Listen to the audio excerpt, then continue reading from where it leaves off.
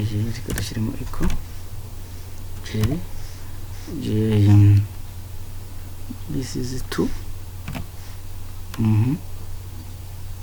no reka duhere kuri echo here equals j2 j2 no dufata j3 reka tuyikuremo j2 and reka turebe what is yes the answer where it ikora n'ahandi hose to differentiating tubasha industry variable industry to differentiating to first difference reka turebe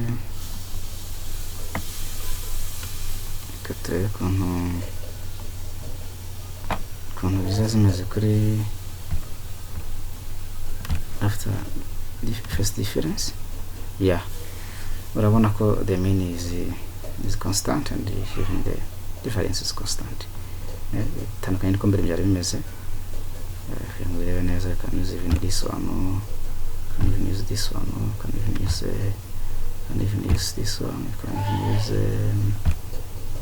this one can even use this one can even use this one it is clear that the mean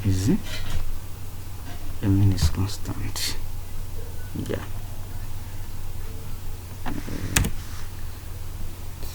gukora unit root test biroroshye ukoresha eviews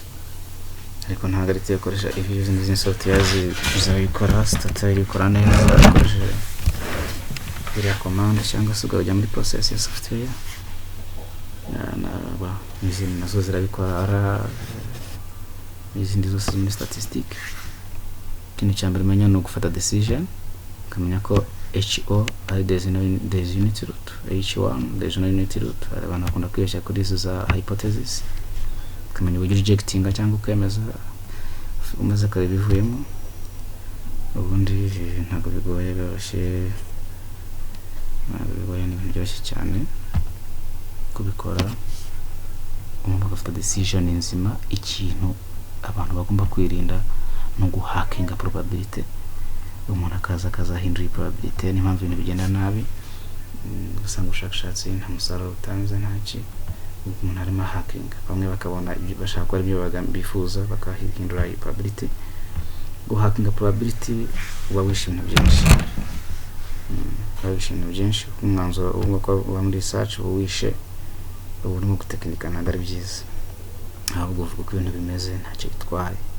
research ibintu uko bimeze bitanga descriptive research tanga usobanuro buhagije ku kintu si ngombwa kugira izindi factors ziri influencing gufata imyanzuro runaka ibintu byo twavuga kuri unit root test iyo tumaze kubona ibingibi dushaka gukora ku integration test ku integration by Johansen kuko variable zino variables zose zabaye stationary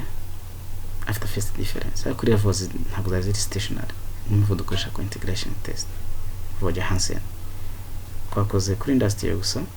output ariko process ni imwe no kuzindi variable ntabwo kandi dukora izindi variables ahubwo inzira ni imwe byose ni kimwe decision uburyo ni bumwe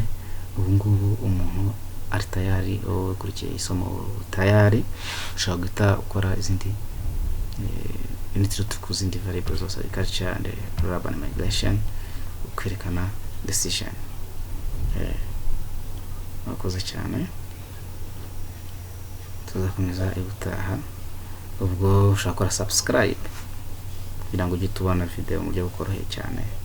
byakozwe byose ku YouTube channel utibona ukora subscribe so any challenge you call this number write on WhatsApp ubone ibisobanuro bihagije ku bintu byose statistic